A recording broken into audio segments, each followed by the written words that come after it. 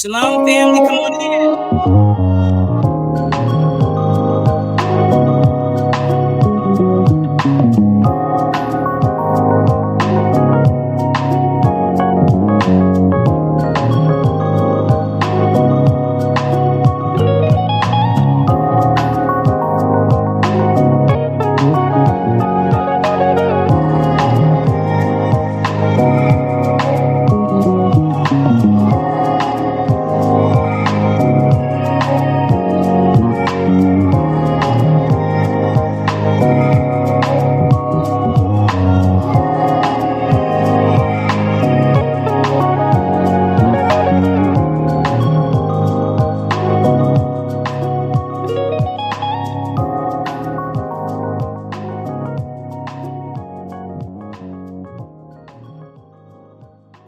Shalom, shalom, family, and aloha from Maui, Hawaii. That's right.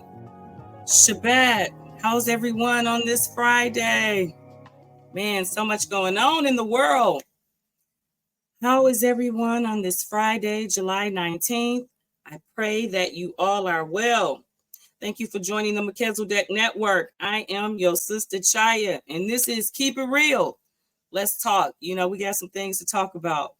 Last night I had some fun, you all. Hope you got a chance to check out my breaking Melchizedek news last night. Man, I've been having just a good time with this whole Trump and Biden fiasco. Man, the RNC, are they not keeping us entertained? Man, Milwaukee, Wisconsin is hype right now. Trump and brung out Hulk Hogan.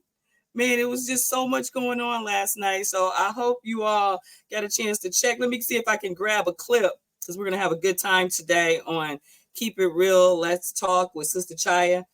Let me see if I can get a clip of last night's events at the RNC, because, man, so much fun is going down. Family, if you're new to the channel, this is the Melchizedek Network, the network that represents for the King of Kings. That's right.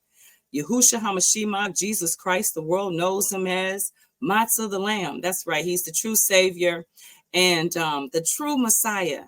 And this is the day that the Most High has made, and we shall be glad and rejoice in it.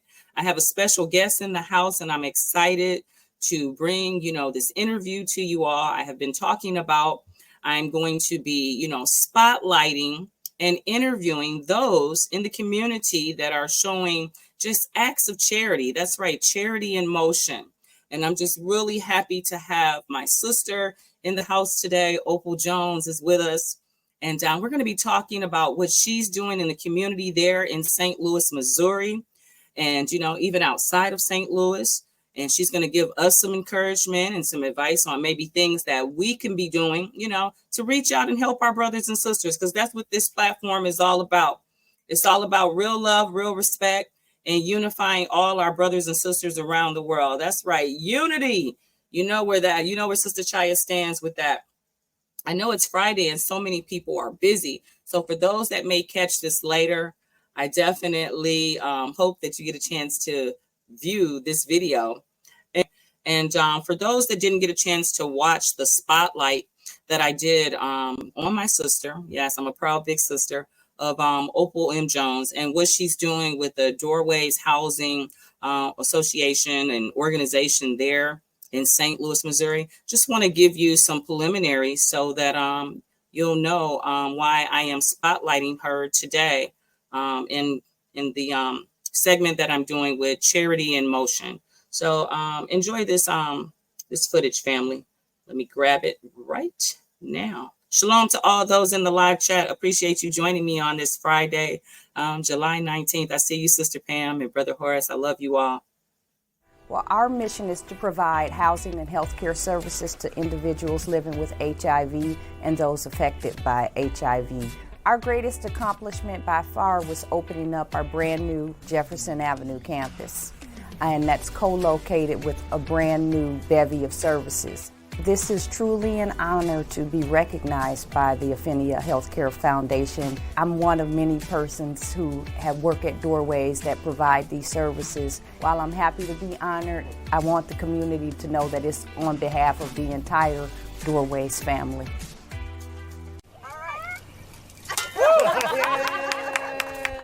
Digging in and breaking ground on a new future. One Metro organization is taking a new step tonight to find people a home. Those who will benefit from this are living with HIV, and some 10,000 Missourians are living with HIV. It can be manageable, but expensive. News 4's Shoshana Stahl takes us to Doorways, which aims to give help so people can live a better life. Local nonprofit that caters to the needs of people living with HIV has opened its $40 million campus in North St. Louis. Tonight in the Fox Files, Shirley Washington shows us why Doorways is touted as the first of its kind facility in the country. We've shown you updates as construction crews built Doorways' first branded building in the Gateway City. It is a unique concept that has everything under one roof to help break barriers and change lives.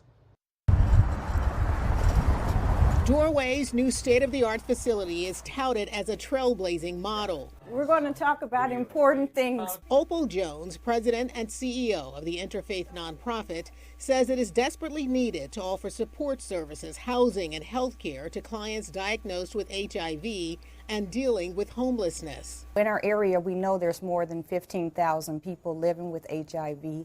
And in the city of St. Louis, for instance, more than 1% of the population is HIV positive. A wealth of life-changing resources are all available in one location. The services we provide are crucial because, quite frankly, there is no health care without housing. There are 50 one- and two-bedroom apartments fully furnished with all of the comforts of home. Clients can walk out of their units and down a hall to find everything they need for their health and wellness, including a food pantry just a few steps away. This is one of the things that was, from the very beginning, a necessity we knew we needed to do, because you can't get people to get on track and have their lives going in the right direction if you, one, don't have a roof over their heads, and two, you don't have food in your belly.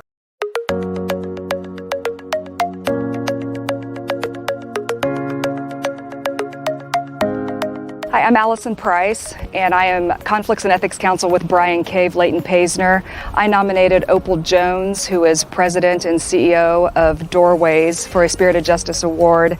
Doorways is an organization that is near and dear to my heart. Doorways serves people with HIV and AIDS. They provide housing and support services, and they're currently serving around 3,000 households in both Illinois and Missouri. Opal is a dynamic leader. Opal is a compassionate person. I've become lucky enough to become very familiar with Opal over the last few years. She is a wonderful mentor to women, especially women of color, and Opal is just a fantastic person all around.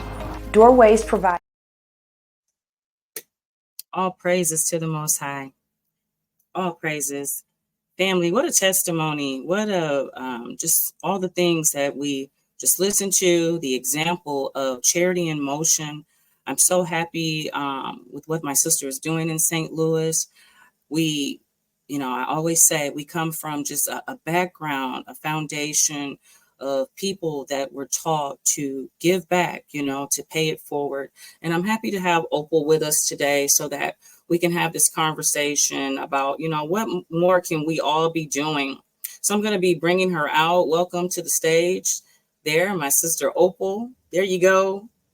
We see you. I would say good morning, but it's good afternoon here, sis. How are you?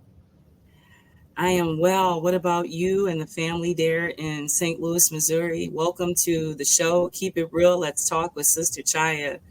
We're excited to have you here. Thank you. Well, I'm excited to be here. I have to say you took me down memory lane with some of those clips. I've forgotten about some of those interviews. I've, done a number over the years, and you forget what's out there. Absolutely. I'm proud of you, and I wanted to share with my audience, what you're doing. I have decided to spotlight just individuals from our own immediate family that are showing just true charity in motion. And I even learned some things just listening to your video and some of the interviews that you were doing about, the stigma with those in our community that have been suffering from, illnesses, particularly with the HIV and AIDS. And so we're really glad to have you here today so you can talk to us and just inform our viewers, exactly as to a little bit more about HIV and AIDS, what's going on with that now, because it's not like it has disappeared, there's so much. So thank you for being patient. And we got a live chat because, this is interactive as well. Brother Yosef says, Shalom, sis. Is so glad to have you here. So, family, I am reporting from Maui, Hawaii. So, yes, we are definitely on a different time accord for sure.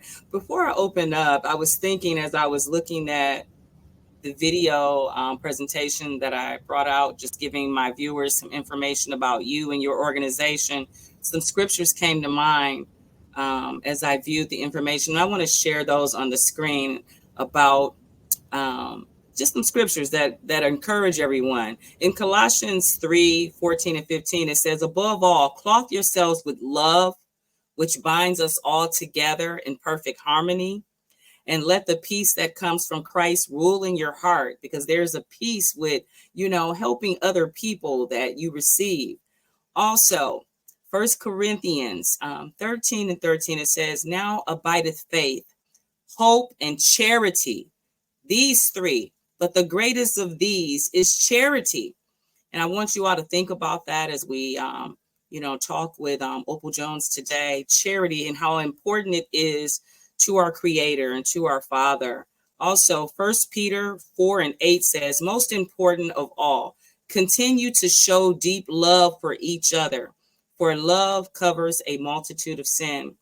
That's what this channel is all about. This is an uplifting platform. It's all about showing unity and love for all people, all walks of life, all races, nationality, no matter what your cultural background is, your tradition, your beliefs, your lifestyles.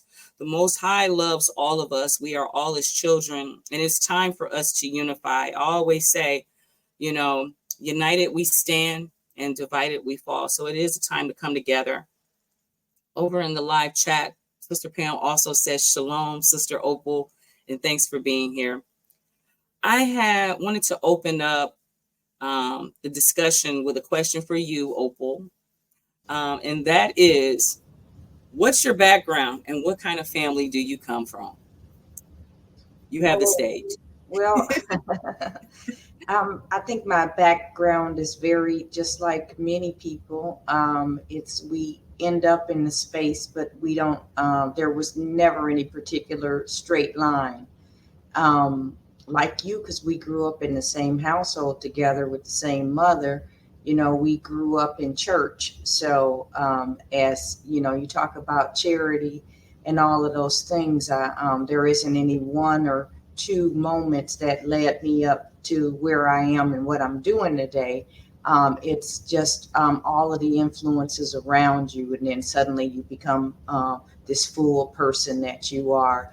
And I remember going, I don't even know if you remember tent revivals, but I remember going witnessing door to door with the folks at Lighthouse Deliverance Church and so forth. And just the spirit of charity that was at church in a low income, neighborhood ghetto, essentially, that we grew up in. So all of those things are always with you. I remember, our small little car and, being only one of a handful of people at church that did have a car, and we didn't always have a car, but our mother going to pick other people up for church and me sitting on other people's laps, and how full that car was. It was kind of like a clown car by the time we got to church. So I guess all of those things impart something,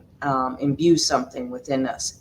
And so, eventually, I was lucky enough to make my way to college. One of the first people in our family, definitely the first to go away to college, and went to school for business, and thought that I would graduate and either start my own business or be part of hopefully one day the CEO of a for-profit business. Had no idea that I'd be the CEO of a nonprofit business, because life would take me in a different direction. having getting married and having 2 young children very early on. It's just that, life took me somewhere else. And I always get asked, well, how did you start in nonprofits? It Right. was, I had 2 barely, not even school age kids, but who needed to get to school. And the YWCA, once I left being a stay at home mom and decided to go into the workforce, the YWCA needed an office manager, and they had before and after care program there that I could utilize. And it was kind of my entree into the full-time workforce. Prior to that, I had kind of piecemeal work, whether it be renovating houses, waiting tables, baking cakes, all of these different things, kind of side hustles, if you will. So when I decided I wanted to go to work full time, that was a way for me to exercise my business degree as an office manager, but also have a way where I could bring my kids to work with me every day. And so that's how I started in the nonprofit world.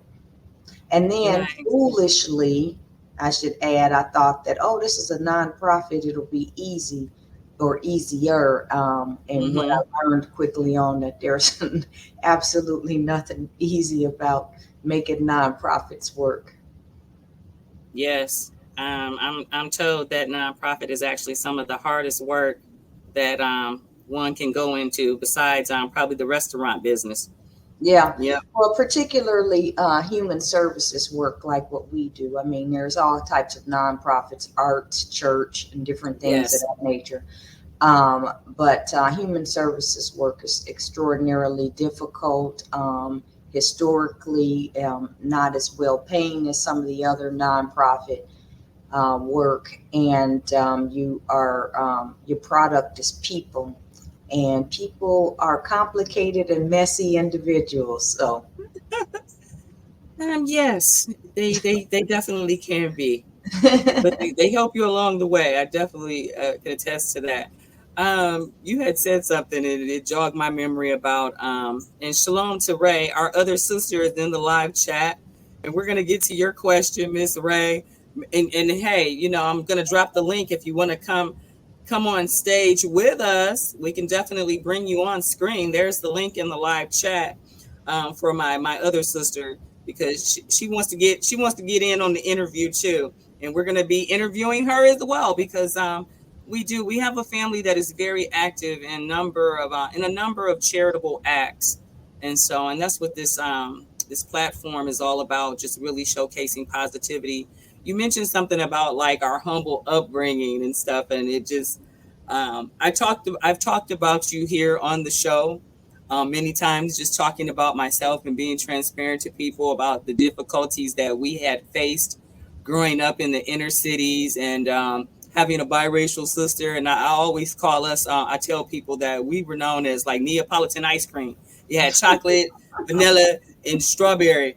And how we used to get picked on so much. And you and I, particularly because we're closer in age than our other brother and sister, we were both very, very skinny, growing up in the inner cities. And we were picked on a lot, and I told people how I had a lot of fights, physical fights, just trying to take up for you. But we talk about, as we've, grown older, about how poverty builds a certain sense of character in you that you're not necessarily aware of at the time that you're going through. But can you comment about that? Those humble beginnings and just those difficulties sometimes that you face as a youngster, really actually being those tools that develop you into the person that you become as an adult, especially with the challenges of racism and bigotry that, we suffered and survived through in the inner cities. yeah, I mean, like I said before, all of these things make us who we are. I don't know that I'd go back and change any of it because all I know is the existence that I've lived. Um, sometimes I think maybe, could I have maxed out my potential a different way being brought up in a different circumstance? But maybe things all happened exactly as they were because I was meant to be in St. Louis doing this work with these children and so forth, that I have in this moment in time. So I don't know. But one thing, you kind of mentioned my biracial identity and the struggles. And that was a struggle growing up in an all Black family where you're the only person that's a little bit different from everybody else. And obviously, the whole neighborhood could see that, and people, were aware of it. But, in many ways, I feel as though that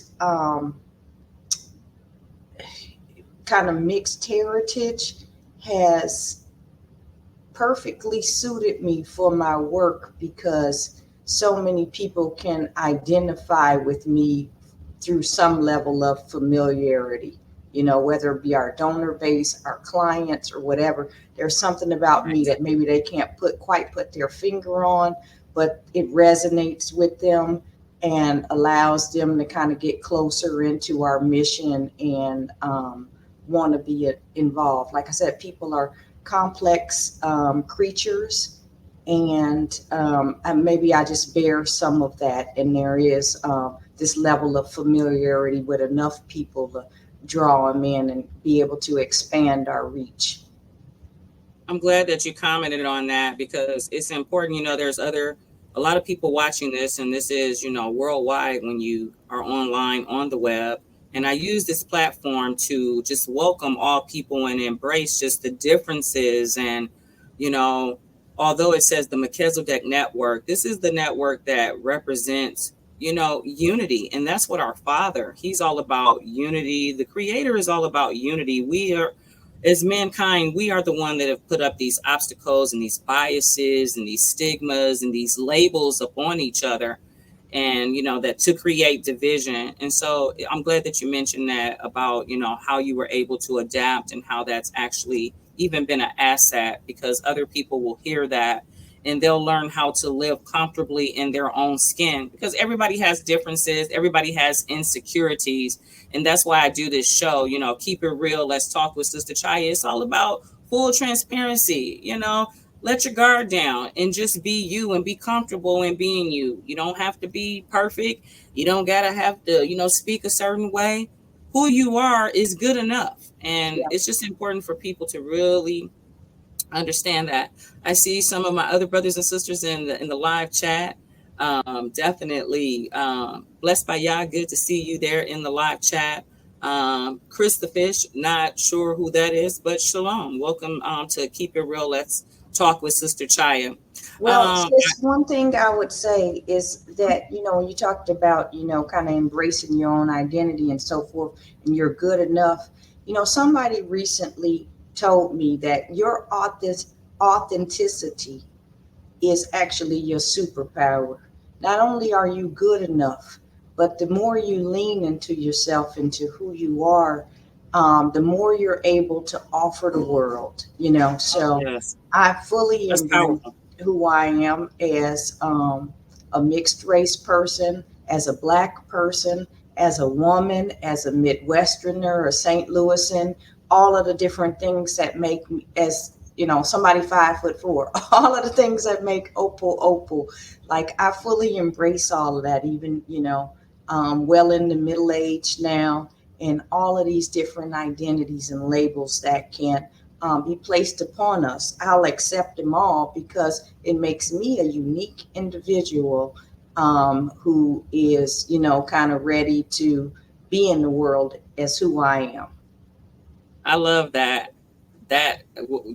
comment, that information, and just that advice that you got from a person. And that's where I've gotten to the point of just learning how to be comfortable in your own skin and realize, like, you are enough. So for those that are watching, that are dealing with, insecurities, and you're down on yourself and just being so critical on yourself, understand, as you look at people like Opal Jones, who is quite successful, or a Sister Chaya who's, very outspoken here on this platform, we all have our weaknesses and our vulnerabilities, and you have to just learn how to be comfortable within your own skin and realize that you are enough. That's right. The Creator says you are enough.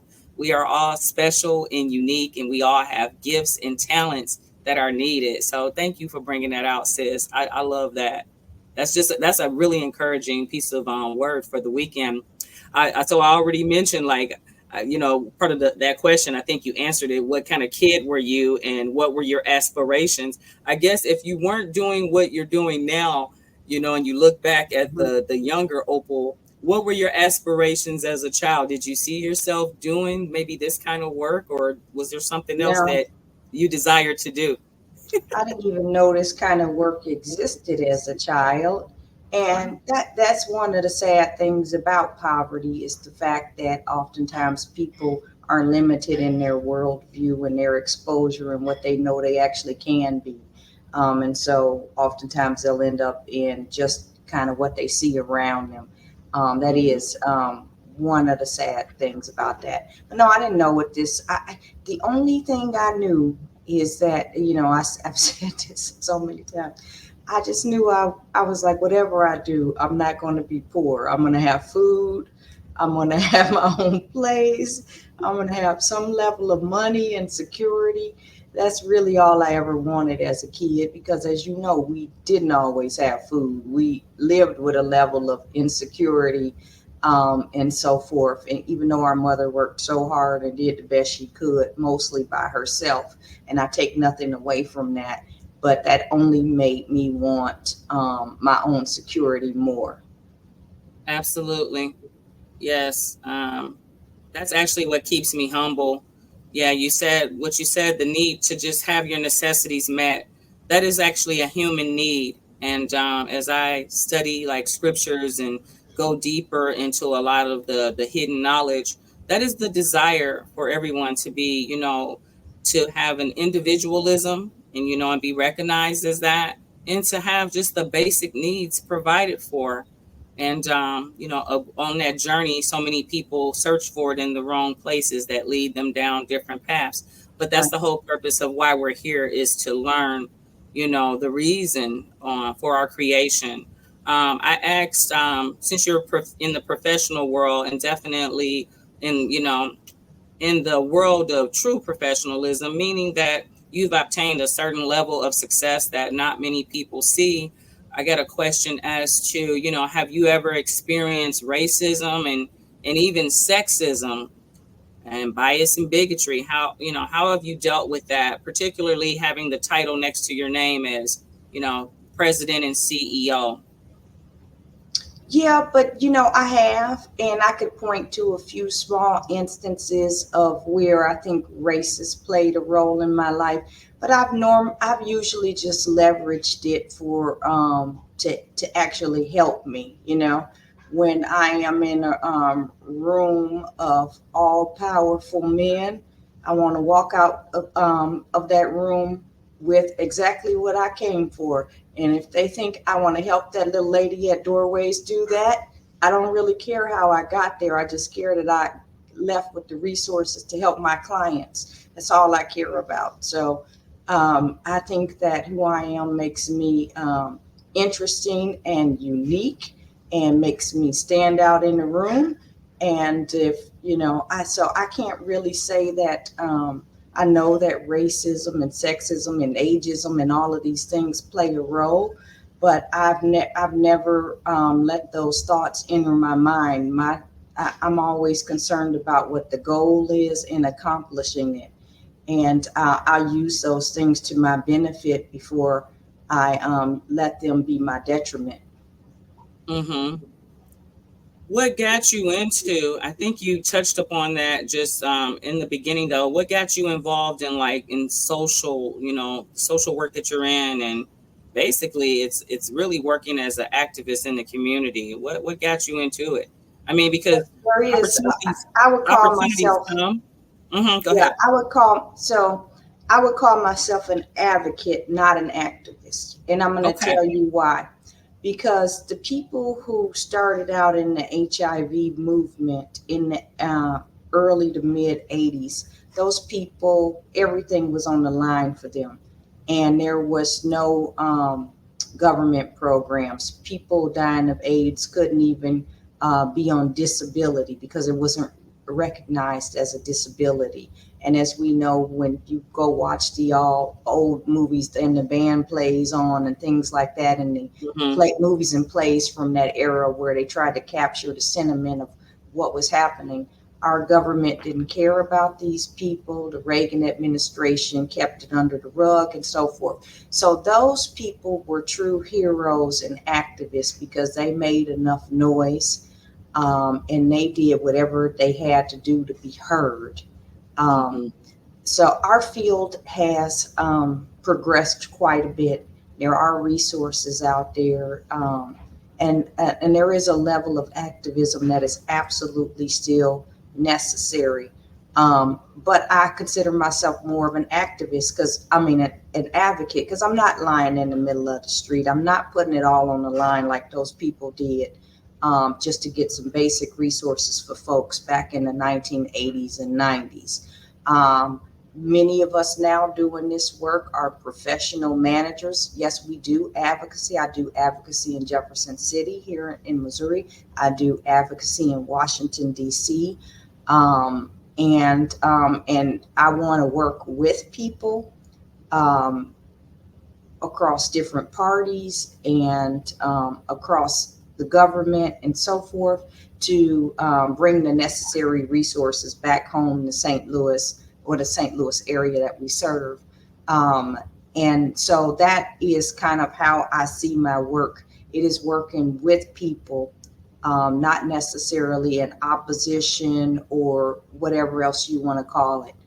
And then we still rely on those folks. Sometimes we do have to be activists, and we rely on the activists heavily in the community, but they almost play a slightly different role.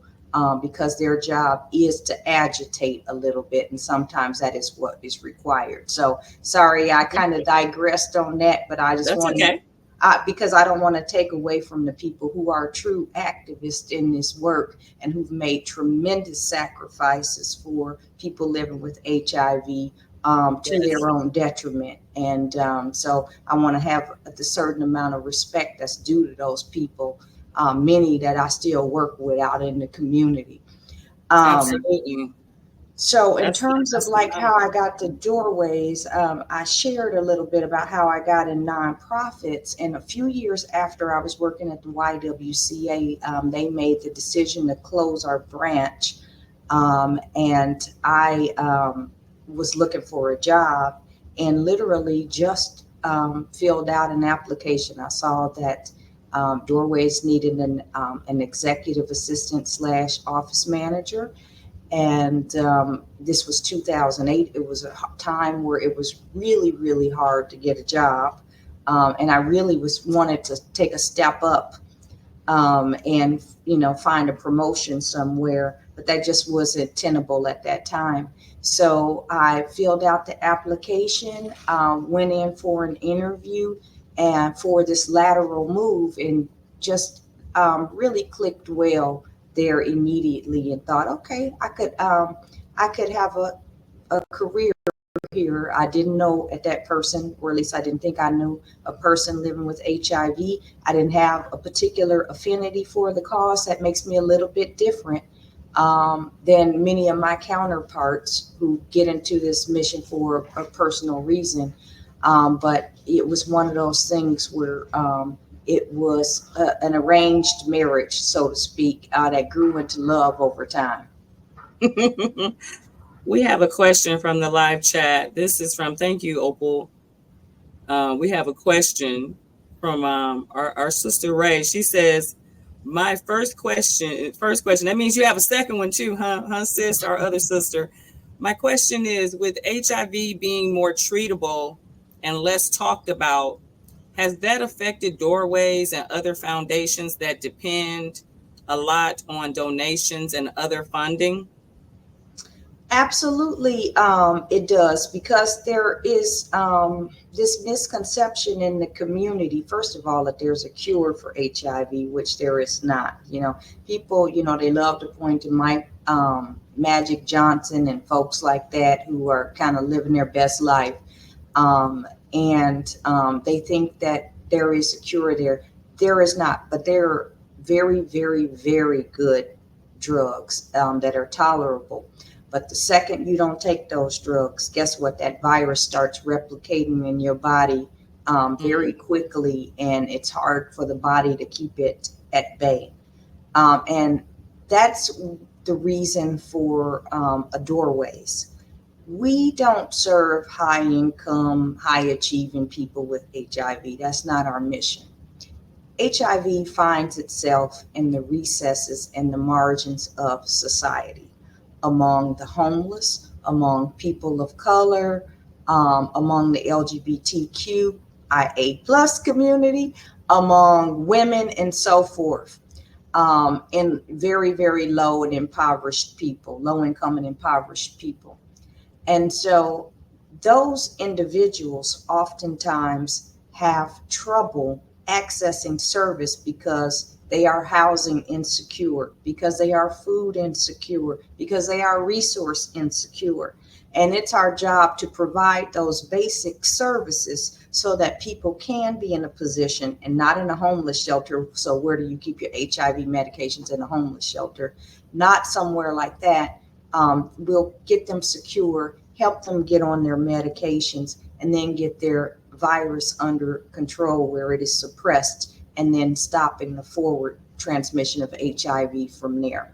So yeah, we depend on a lot of charitable donations, a lot of government funding to keep our programs going. And it is really hard to keep this issue as a front burner when so many people have forgotten about it, because the medications are good, but they're good for the people who have access to them and the people stable enough in their lives to be able to maintain a treatment regimen.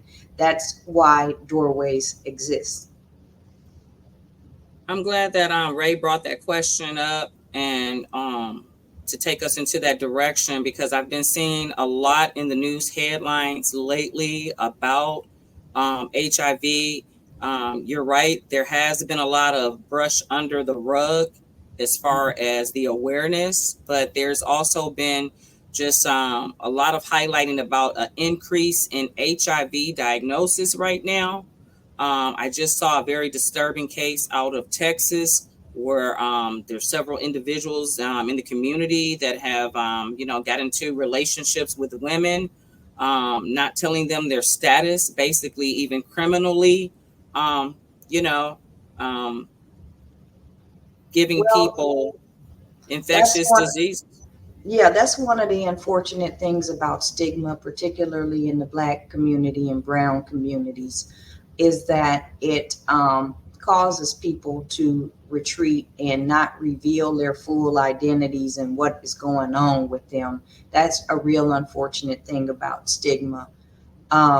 And it's one of the reasons why Doorways was created as an interfaith organization, because it was to combat that stigma head on by giving the organization legitimacy by being brought out of different faith traditions, and for these faith leaders to say it's okay to love these people and to provide them with compassionate care, and provide them with dignity in their last days. Now, of course, today we're not talking about people's last days most of the time. We're trying to help people live full, meaningful lives. But stigma is a killer in and of itself.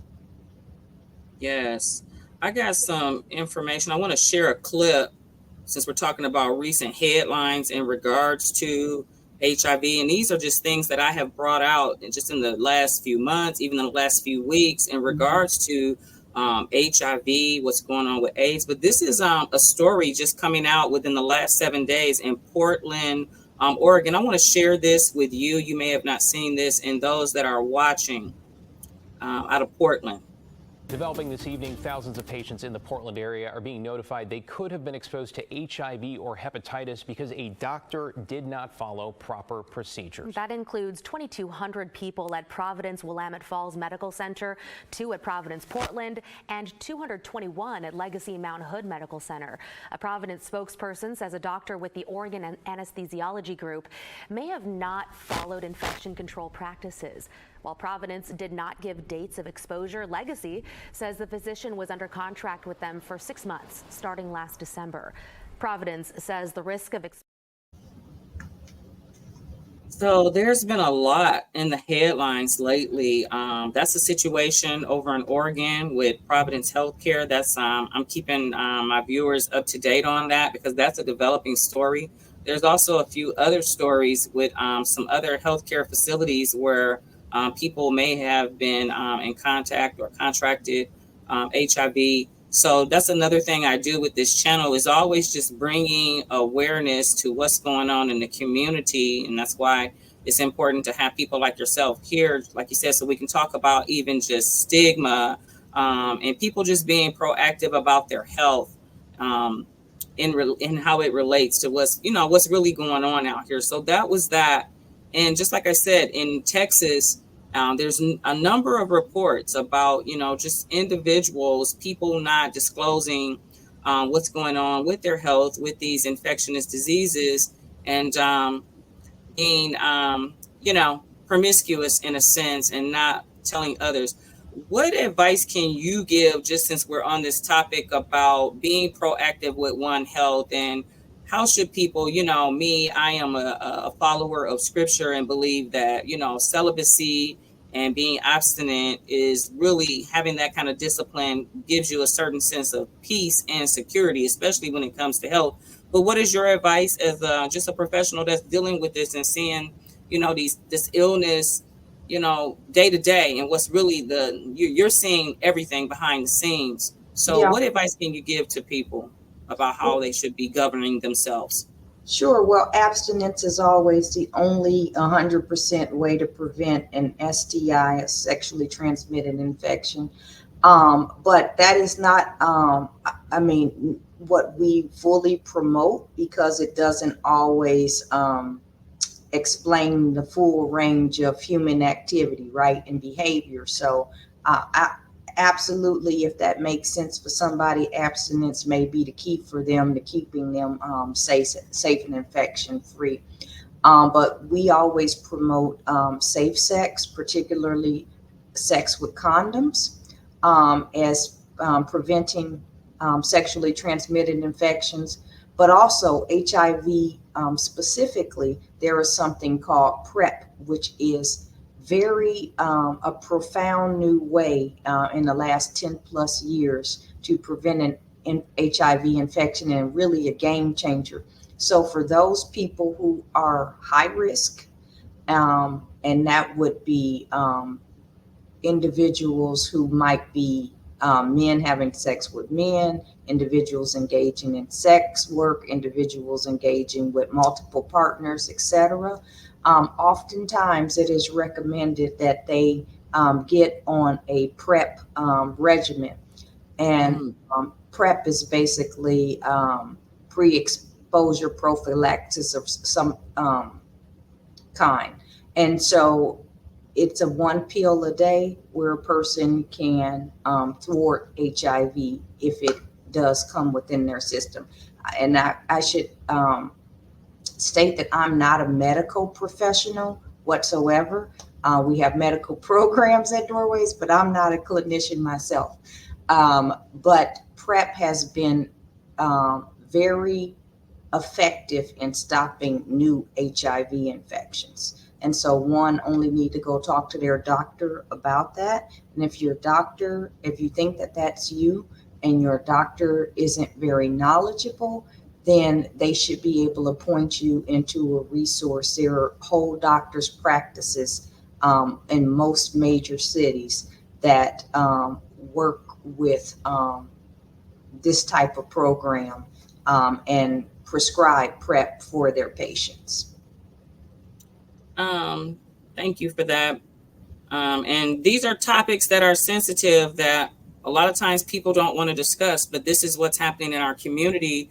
And we just need a lot more education, awareness, and to be able to discuss things too with a comfort level, because we do have, as I call it, a lot of lascivious behavior that is being promoted. A lot of young people that aren't really practicing self-control or safe sex. And like you said, abstinence is always the best way to protect our health, not just from our health, not just from HIV and AIDS, other viruses. People don't realize, like, there's a high increase in even hepatitis, herpes virus. There's a lot of infectious diseases. And right now we are living in a time that people need to be practicing some discipline, in their lifestyles, especially if you want to take care of your health. And that's the stuff I talk about here on Keep It Real with Sister Chaya. Let's talk. Opening up the live. If anybody has questions for Opal, please feel free to drop them in the live chat, and I'll put it on screen here, or I can bring you on screen as well. But I got another question for you, sister. What motivates you? We all have that. What motivates you day to day? Yeah, I think it's several things. I've always been a disciplined, motivated person, I think, for the most part, towards goals. Of course, I really enjoy helping people. Doorways is a very, the culture there is just one where people enjoy being there. There's an atmosphere of joy. So where it really could be the opposite when you think about it. But it's light. It is, folks laugh, they work hard. So it's motivating just going there and being around like individuals who all want to do something positive and build something together. I also enjoy growing things. And so at Doorways, I've had the opportunity to grow the organization, to build buildings, to grow programs. So I love growth and movement. And I am thankful to have a board of directors that really allows me with them to set a direction and go for it. They've been very permissive in that way. And just a team of go-getters. And so we, that just resonates with me, and they are kind of my people, so to speak.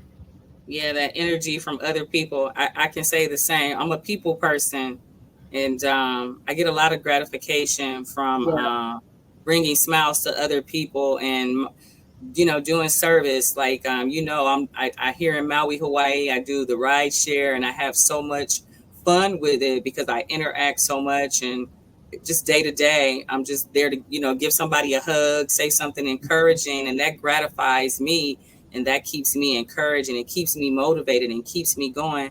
Especially with just in the last 18 months, I've been quite vocal about losing my only son at a young age, and that's what keeps me going, because people are like on a day to day, they're like, how are you just so happy and so energetic? And I'm like, it's because I feed off the energy of other people, and it gratifies and it fills my heart. Question as to, and I got one in the chat from our other sister, but before that, you mentioned, and you and I both, you're the mother of two, young sons. They're young adults. How do you juggle? Huh? Youngins? Youngish. Yes, youngish. The youngins. We always laugh, like, to see ourselves now, and we're looking at our children are like in their 20s and stuff. And I have a daughter who'll be 34 next month. It's just amazing. Wow. To just, even, I remember when we were that age, but how do you juggle, motherhood with such a busy, fulfilling career, and with your two sons? Yeah, that may be some advice to like some other women. How do you maintain a balance is what I'd like to know. Well, it's not always easy. I think people are looking for some kind of recipe of how you do that. I don't know that there is one. You have to figure out what you want in life, and you can only do a couple of things well. I wanted to grow professionally, and I wanted to do a good job of raising my son. So for years and years and years, those was really the only two things that I had. I had a few friends and my family life, but really nothing outside of that. You know, now that the boys are young men, I'm able to have a richer social life with friends and all of these things because I'm not day-to-day child rearing, and I have really shifted my focus with them from from mom to coach, so to speak. I'm coaching from the sidelines, I'm mentoring them, but I'm not day-to-day mothering them. That takes a lot, and that's exhausting. So I mean, it really just is what you want out of life. If you want some of those other things earlier on while you are raising your kids, you know that your career might take a back seat to some of those things, and that's okay. Not everybody needs to be CEO. Not everybody needs to be kind of some highfalutin professional. Everybody has value, and everybody leads from where they are, and everybody has input, and that's the way we've always worked it at Doorways, is that everybody is just as valuable as the other person, because guess what? They are the ones closer to the clients and actually providing care. That's not me anymore. That is just as important as me, the fundraiser, the spokesperson, and all of the other administrative things that I do. Brother Joseph is in the live chat and says, I love that couch. We got a question from our other sister. Come on the screen there, other sister. This is my younger sister, Ray. She says, what is you next? Actually don't want to see her today. She's here at my house. That's called keeping it real. So Ray says, what is next for Doorways? What's next for Doorways? Well, that's a great question, Ray. We actually just finished a new strategic plan. So we spent the last, 8 years planning, fundraising, and building our Jefferson Avenue campus. We see you, Greta. Our Jefferson Avenue campus. And so, as you showed in your highlight reel, that was a $40 million endeavor that pretty much took us to the brink. Our team poured everything it had into making that come into fruition. And so now we're about perfecting it, making sure that we can afford it, testing our services, and validating them to make sure that we are providing programs that have that are effective, essentially, and measuring everything. So that is what we'll be doing. We will be stabilizing and fortifying what we have and continuing to grow the programs.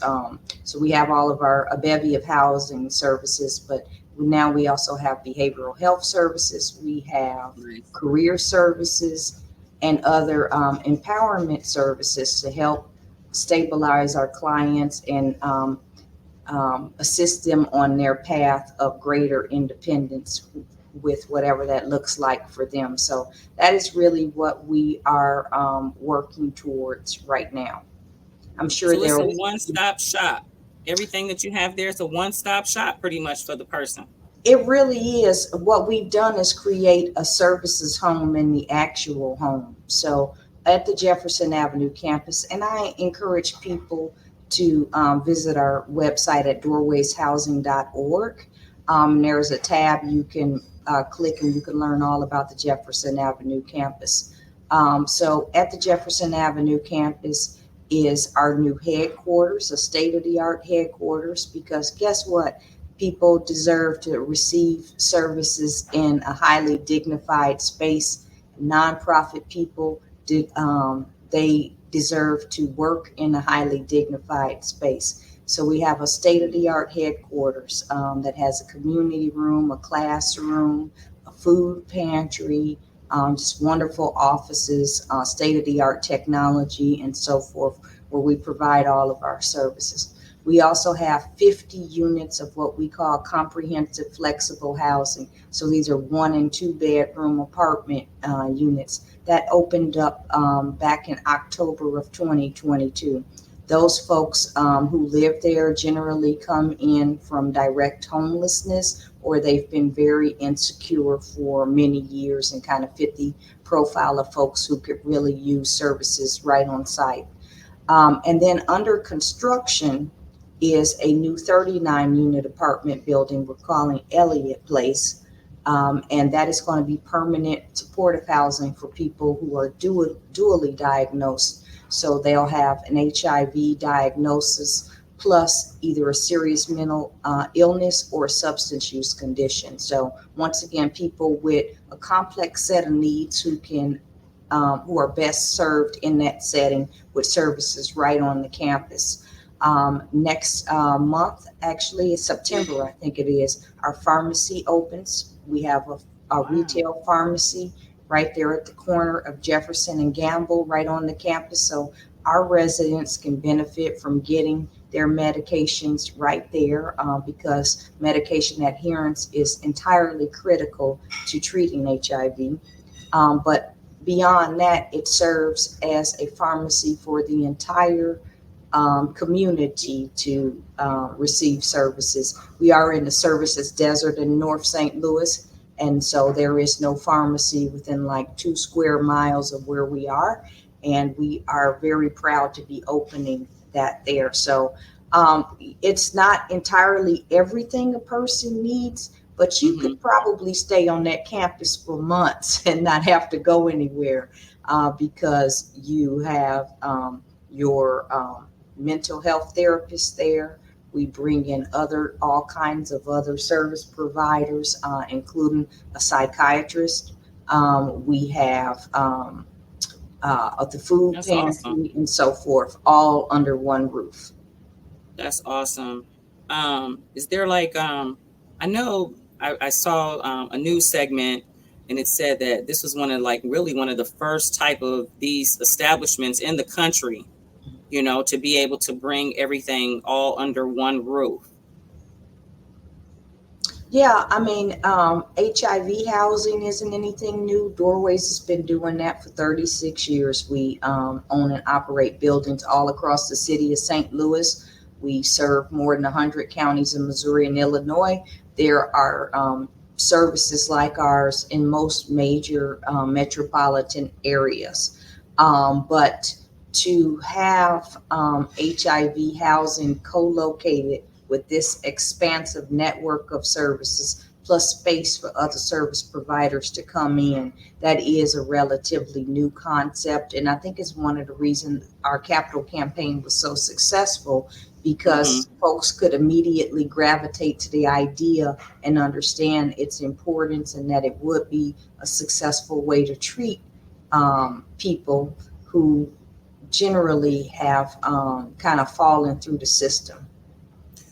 I wanted to touch base on that, particularly because, I do think it is quite unique. And you also had touched on the topic of homelessness, which is definitely attached to when people are going through health crisis types of issues, and just the limited resources on healthcare, which leads a lot of times to homelessness. But homelessness is a subject that's near and dear to my heart and to Brother Yosef.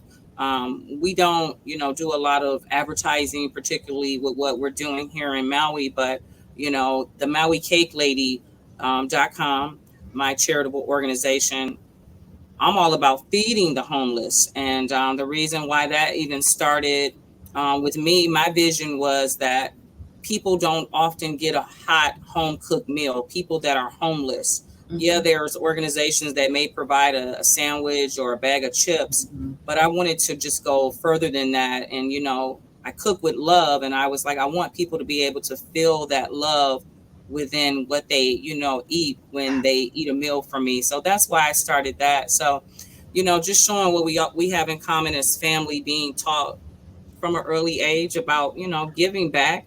Me and you, we could talk about a lot of the things that we were involved in. When you talked earlier about the tent revivals, but the mini car washes. I mentioned to the people that watch my show and that watch my channel that I'm hoping to interview our mother soon, so that people can even just get idea about her caliber and character as a person and where we get a lot of this, because her being just the choir director, being involved in church and the community, car washes, even the people that we tuck in our home, remember that at a young Oh, age. yeah. I tell people that I feel like we had a boarding house when we were like young, because my mother, she always felt very much like empathy and compassion for her Yeah. friends and would take them in. And so we got a lot of that. Brother Joseph is here in the live chat. He has a question, which was a good one. He says, does this program only serve people with HIV or other illnesses such as depression, alcoholism, and drugs? Yes, Brother Joseph, all of our clients, the primary client has an HIV diagnosis, and we work with them and their family members if they reside in one of our housing units. Okay. And many also have something co-occurring, such as a substance use condition, and mental health condition and so forth, or other chronic illnesses. Absolutely. Talking about charity and motion. Shalom there, Brother Durrell. It's good to see you. Thanks for joining us in the live chat. Ray has a question. Sister Ray says, a comment rather, I myself have volunteered at the Jefferson location in the after-school tutoring program, and it was an awesome experience for me. Doorway services the entire family and not just the individual. Wow, that's I awesome. actually forgot about that. That was actually not at the Jefferson campus. It's close. It's down the street. That's at our family facility, and that's one of the things that people don't always realize is that we serve families. That particular location has all 2, 3, and 4 bedroom units, and it's a campus just devoted to families. So thank you for that. She also says there is the way to get involved. And that's why, family, I am doing this spotlighting of, charity in motion.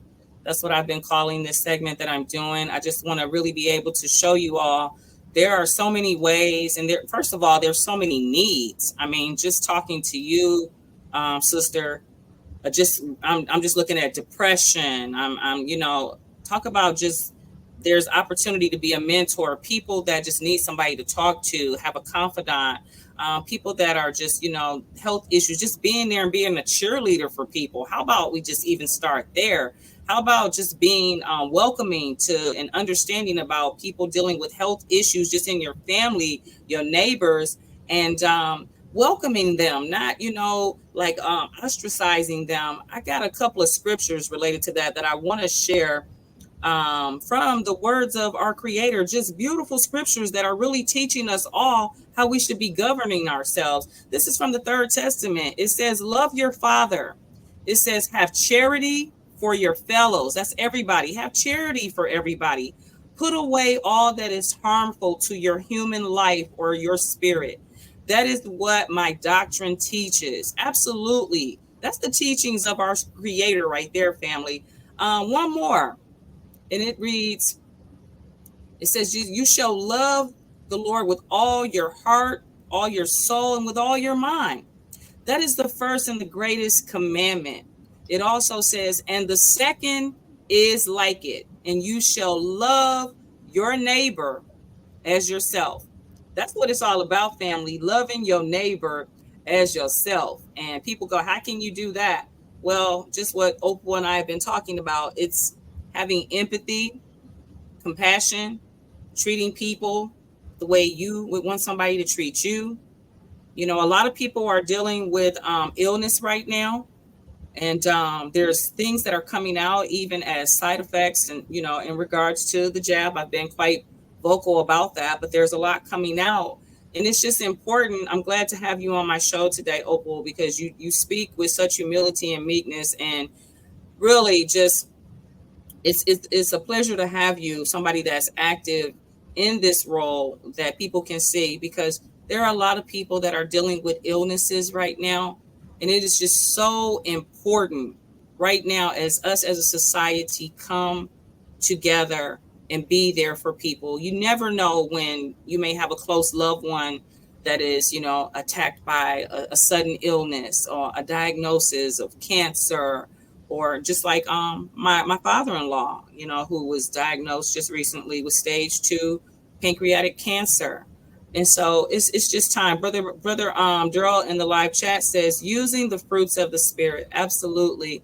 The fruits of the spirit are just, you know, having forgiveness, gentleness, kindness, you know, just all those things, peace, love in your heart for other people. So thank you for that. Brother Joseph has another comment. Is this program local or attached to a national organization that people can get involved or donate? Sure.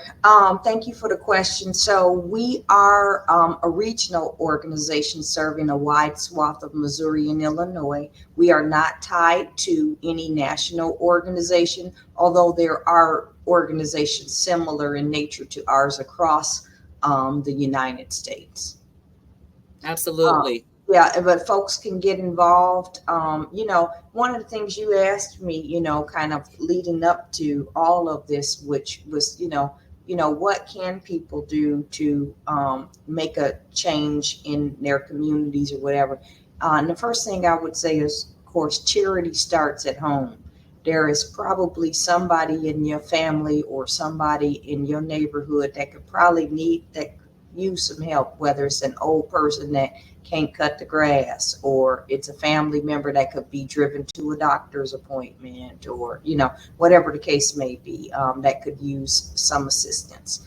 But the other thing is, you don't, you know, I do this for a living, right? So it's obvious, it's easier to make a big impact, in that this is where the majority of my time and energy is going. But that's not what everybody has to do. Find one thing that resonates with you. So if it's HIV and homelessness, and maybe you find an organization like Doorways to get involved in, and we have ways to volunteer and donate on our website.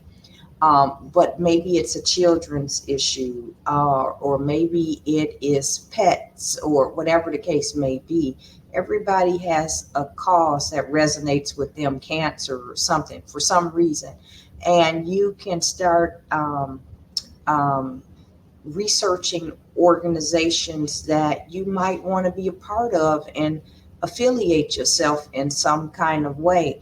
I often get questions about people that want to start a nonprofit, and there's nothing wrong with starting a nonprofit. But if you look out there, there's probably a nonprofit in your area already doing something that you're interested in.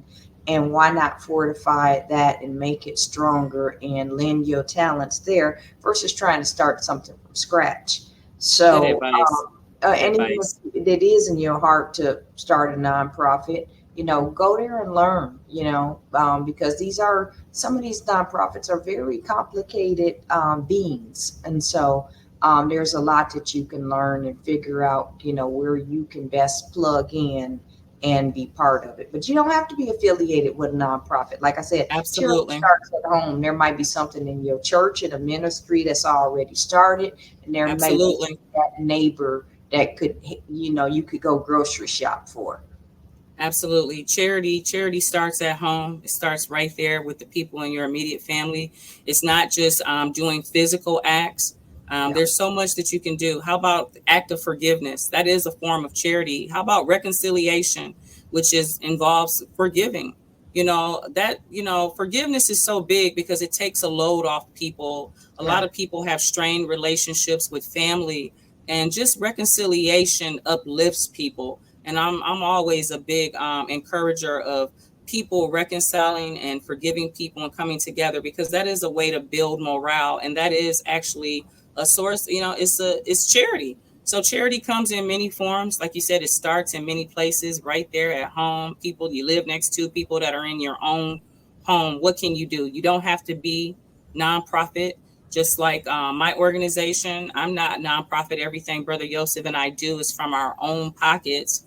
Just because we want to, because we desire to help and pay it forward and help those in our community here in Maui, Hawaii, which has definitely been, just adversely affected since the catastrophic Lahaina fire.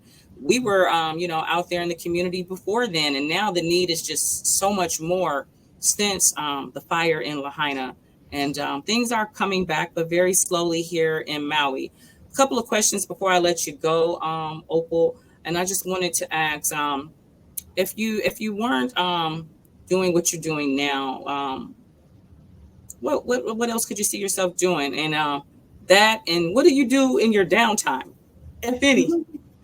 Well, professionally, if I wasn't doing what I'm doing, most likely I'd be running my own business, would be my guess, but with some kind of services bent to it still, where, you're providing something to the community, Nice. whether, jobs for marginalized people or something like that. So with some kind of bent to it like that.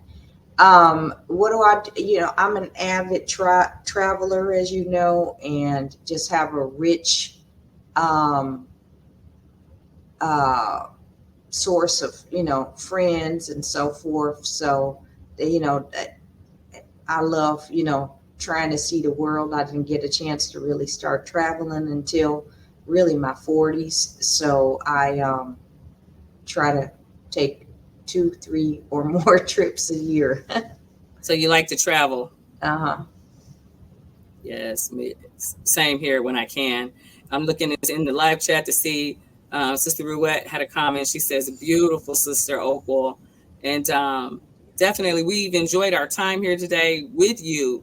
I mean, just it's a pleasure, and I appreciate you taking the time out of your busy schedule to come on Keep It Real. Let's talk with Sister Chaya. As I said, I use this platform to really just uplift people, bring out awareness about different things going on, even with the news. I bring out the news, but I make it, very comical so people can just be aware, but not just be so consumed where they don't have hope, because the goal is for us to have hope. There's a lot that's going on in the world. There is a lot of devastation around us, but there's also hope, and we must continue on and persevere as humanity. And how we do that is really coming together and unifying as brothers and sisters. And that's really what it's about. When we learn how to all come together, and as the royal law of our Father is to do unto another as you would have one do unto you. When we really all start embracing that, that's when we'll start seeing that change. And as a couple of my brothers and my sisters, we always say, be the change that you want to see. You got to be the change that you want to see. Right. So I thank Well, you so sis, much. Mm-hmm. I thank you too, and I have to say it's wonderful seeing you in your element and being present with you today. So thank you for having me. Thank you so much. And all those in the live chat, any other questions for Miss Opal Jones? Yes, as you said, President and CEO, but don't let the title fool you. I'm just a sister out here trying to love on everybody and be of service. That's the one thing that I want to take away from this interview. Is just about service, because service is the true part of our creation, is to be of service to each other. It is really what the Creator has given us. And it doesn't matter, what form. There's so many forms of service, which is charity, that we can do. And I encourage those that are watching, those that may watch later, I hope this motivates and encourages you to, just kind of look within in yourself and look around to see, how can I be even beneficial with the talents that I have, the experience, things that you've been through. Let those things, be able to build somebody else up. We've all been through some trials and tribulations, but allow those things to, help somebody else that may be going through something similar. So I thank you for joining, sister. And I don't see any other comments in the live chat. So again, everybody knows my hashtag is real love, real respect. And it's all about pray for all. Pray the number 4 all, because that's everybody needs that. We've been seeing so much with the storms and so forth. So Opal, I thank you for taking out your time and joining us today on Keep It Real with Sister Chaya. And Well, I love you. It's so great to see I love you. you too. Thank you. Kiss for the having me. boys. I Yes. will. And I'm going to be getting our mother and on here soon. And as you saw, family, we had my other sister, Ray, who was all up in the chat. Yeah, she was very active. She's going to be coming aboard next week to get her interview in, because she wants to talk about what she's doing in the area of senior care, and definitely how that's being overlooked. There's a need for those that are seniors that are going through. There's a lack of involvement, and that's another act of charity and charity in motion that we need to talk about. So we're going to be talking about that next week with Ray. Let me see if I see her in there. All praises to the Most High. I thank you all for joining me, and I will see y'all probably tomorrow. Be well, be blessed. From Maui, Hawaii, mahalo. Shabbat shalom, everyone. Thank you, Opal. Thank you.